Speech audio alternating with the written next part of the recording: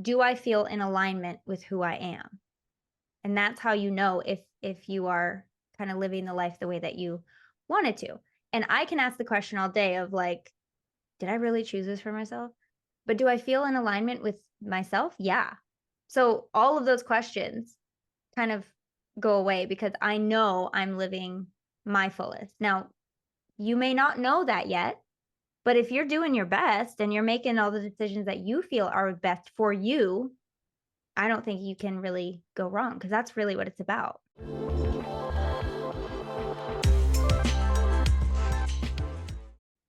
Hola, beautiful people tuning in to the podcast. We are very happy to be in your earbuds today, talking at you, talking with you about soulmates, soul groups, past lives, reincarnation. This is part 2 of a series. We have already published part 1, so be on the lookout for that. Make sure you subscribe so you can get part 3 if we do one. We haven't decided yet. It's to be Are you determined. labeling these part 1, part 2, part 3? Yeah, I'll So label they're them. easy to find. Okay. Yes, yes, yes.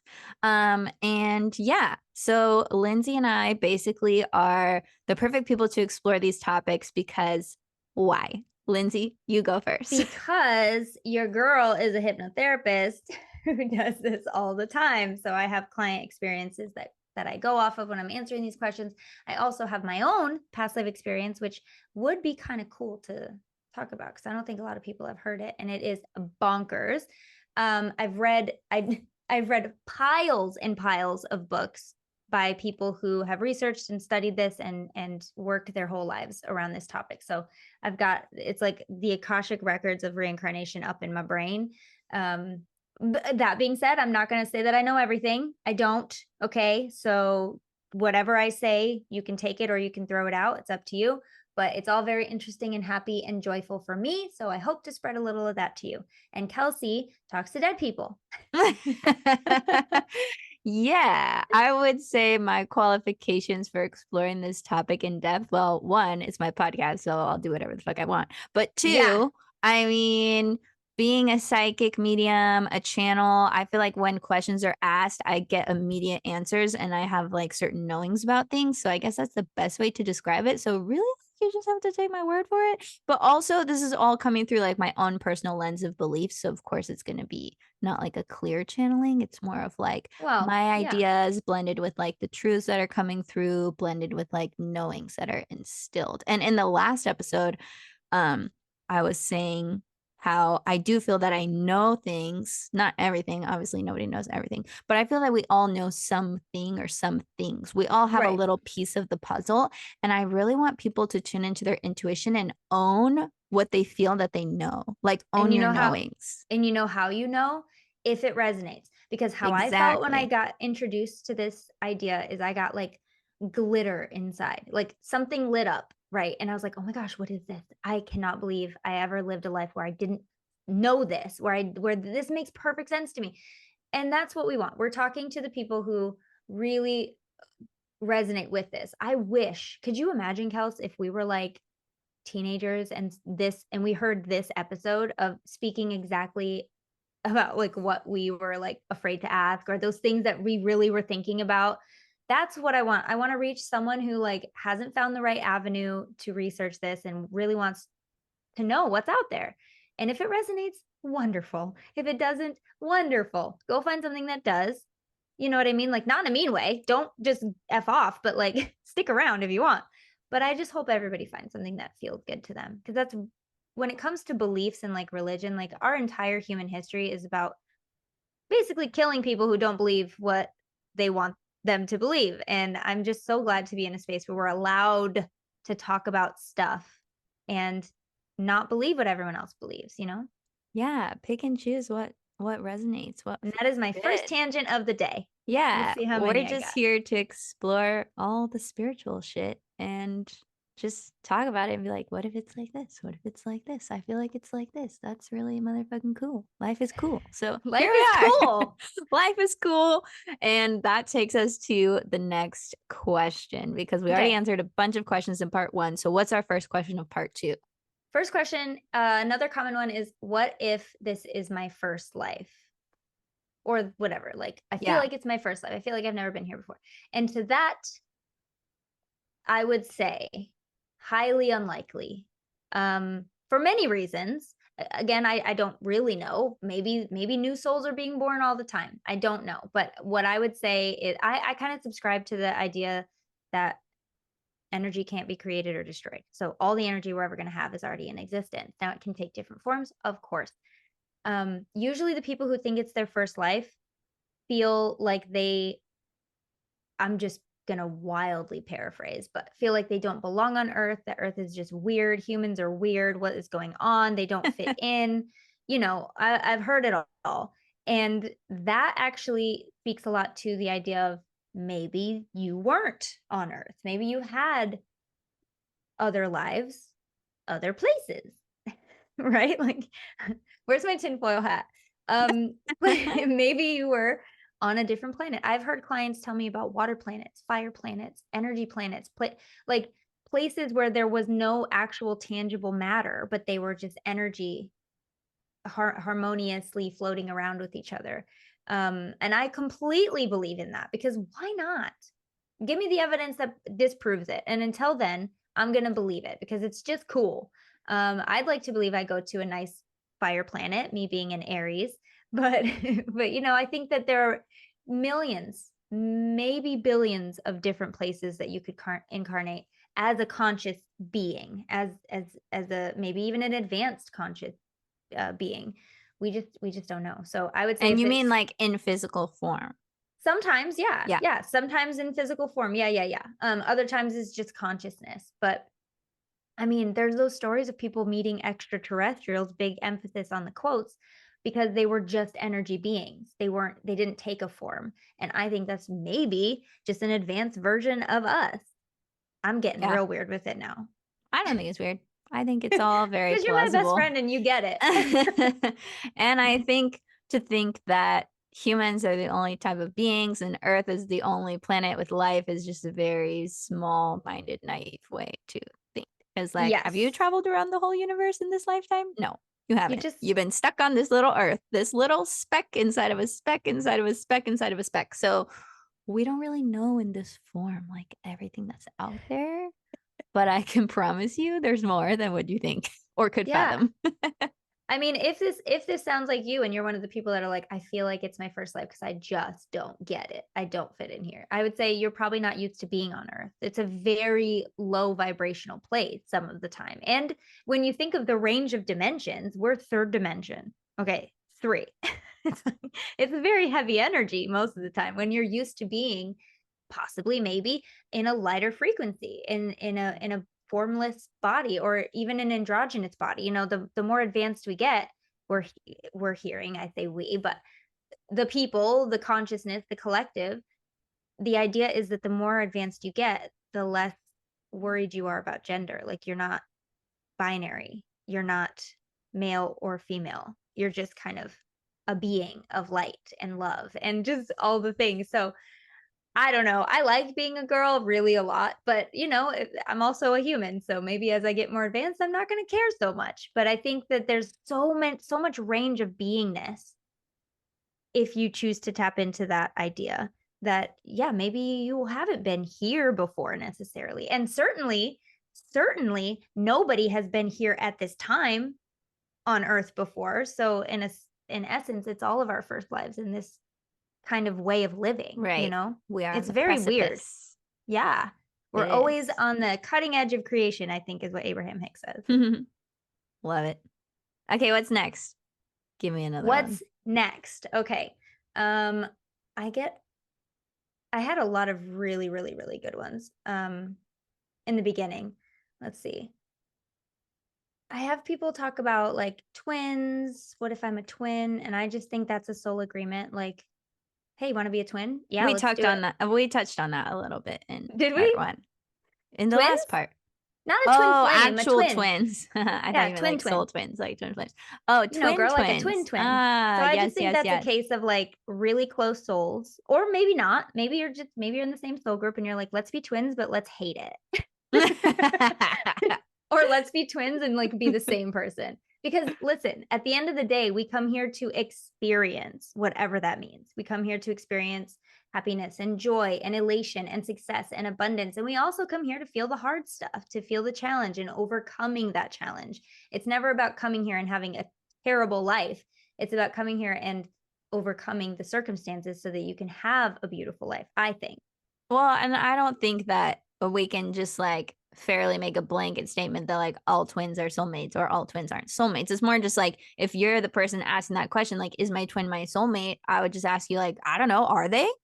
Do you feel like they are? If you Well, do, they weren't then really they asking probably about soulmates, but they were asking like how do twins happen in the dynamic of a soul group? And I'm gonna say, if you're a twin and you're separated at birth and you've never met the twin, maybe they're not. But if you're a twin and you like them and they're close with you, yeah, they're in your soul group for sure. I'm gonna die on that hill, I think. Although I will also say I don't know everything. You know, I can't do that. I'm just getting passionate. But I think that I would bet that they were probably in your soul group for sure, because those people in your close family aren't in your close family by accident. They're just not. They don't just say, "Oh, I'm a stranger, but I'm gonna be your twin." Like, I just don't. I've never seen that.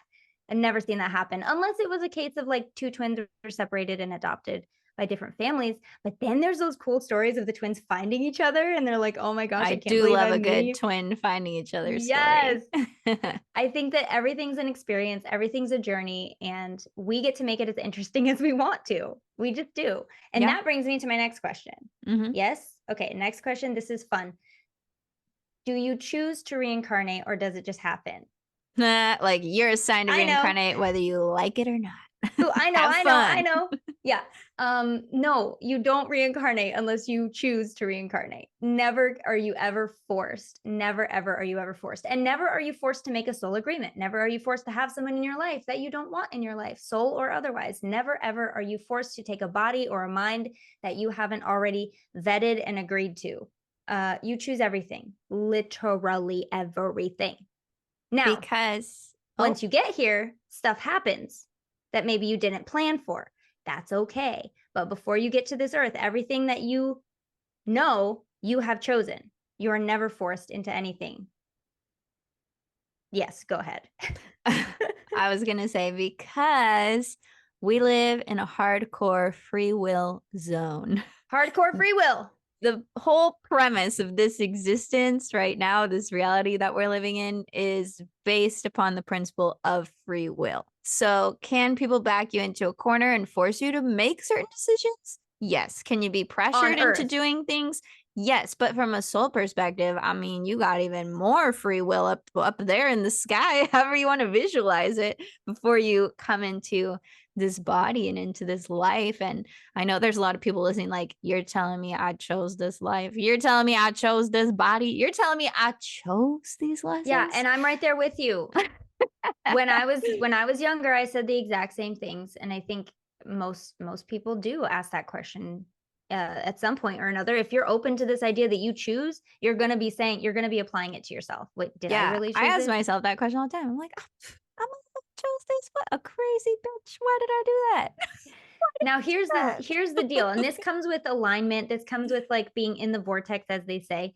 Okay, so I'm gonna just use myself as an example. If I grew up feeling like I had no choice, feeling like I had no right to make decisions, and let's say I moved to California, because you might know that I moved to California by myself when I was 20. Let's say I got there and I ended up making the worst decisions for myself because whatever reason or another, I just took a wrong turn and I got, maybe addicted to something, or maybe I was homeless, or maybe I was doing. Now that could be just because some horrible turn of events you're experiencing. It could be your soul, it could be what you chose in soul form, or it could be that you're just so off track of where you were going to be. And we can do that. Obviously we can do that. I know everybody's thinking of one example of somebody who probably maybe didn't make the right decisions in their own lives. So it can be a case of either I'm going to choose a really hard life to see if I can overcome, because that's my journey, or I'm going to try my best, but I might make a wrong turn. Now, the whole way to know that is, do I feel in alignment with who I am?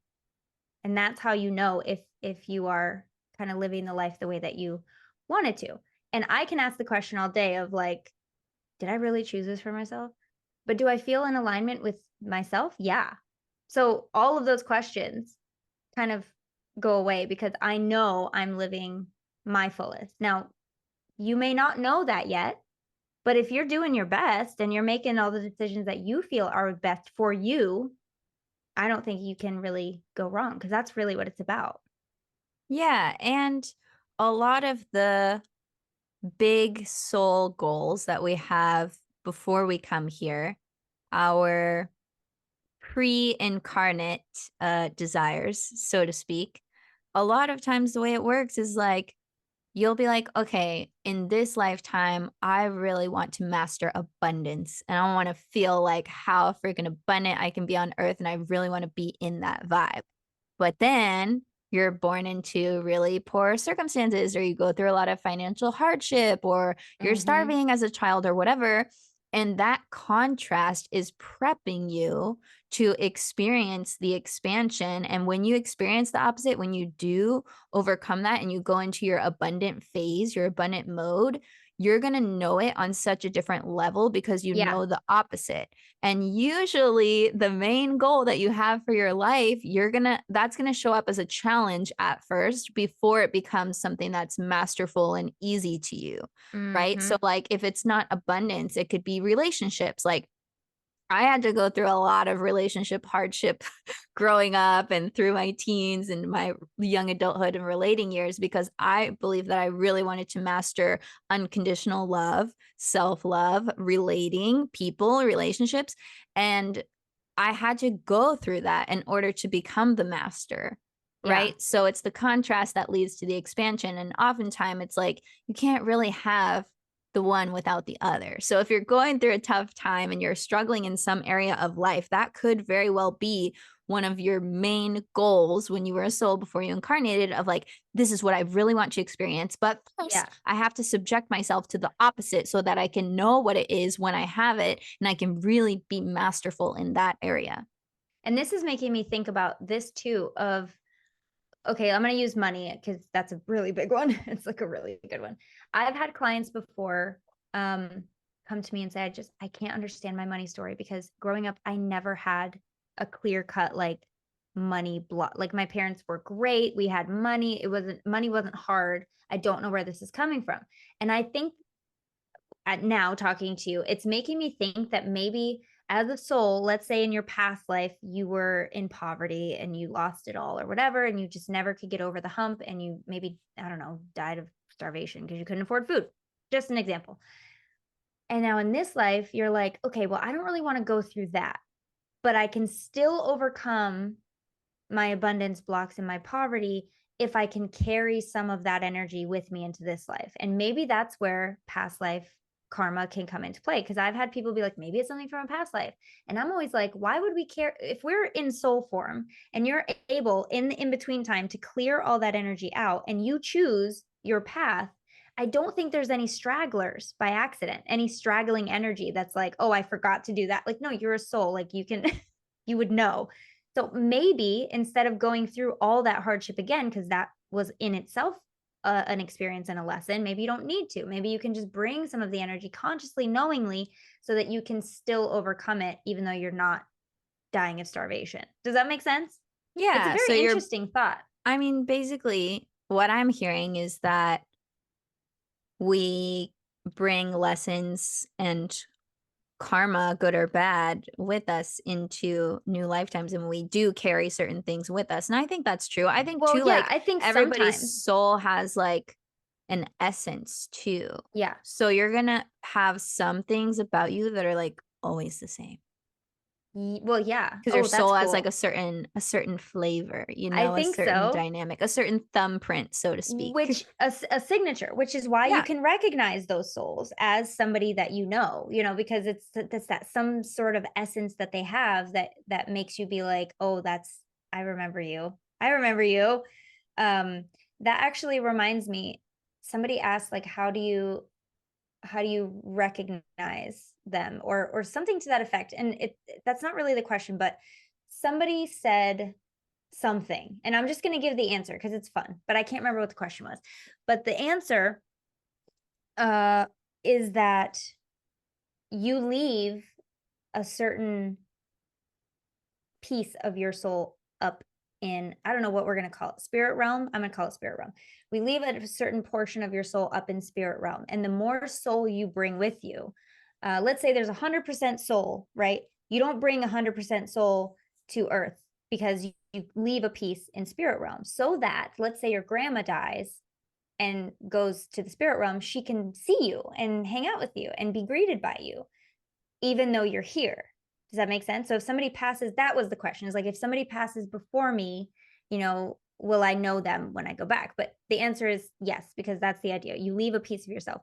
So there's this theory in the Michael Newton book. One of the clients said, if you know it's going to be a particularly difficult life, in order to be able to get through it, you can bring more soul energy, more of that essence, so that you can still go through it and not lose yourself completely. Does that make sense?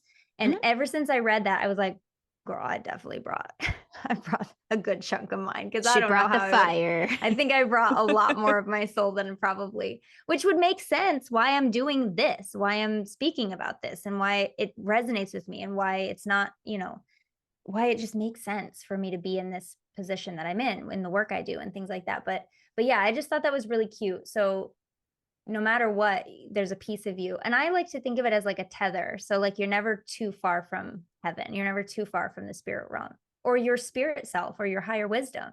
You're always connected to it. And there it is, it's kind of cute. Yeah. Call it your higher self. Call it your whatever, your tether. I definitely think that's Tethered. it's a worthwhile theory for sure. I like it. Hey there, we hope you're enjoying this episode so far, but if you want to listen to the whole thing, we're going to invite you over to our podcast. Either search for High Vibing It on iTunes, Spotify, wherever you guys listen to podcasts, or even better, if you want to watch the extended video version of this episode that's even longer than the actual podcast itself, head over to our Patreon at patreon.com/highvibe. Lindsay, tell them what's awesome about the Patreon.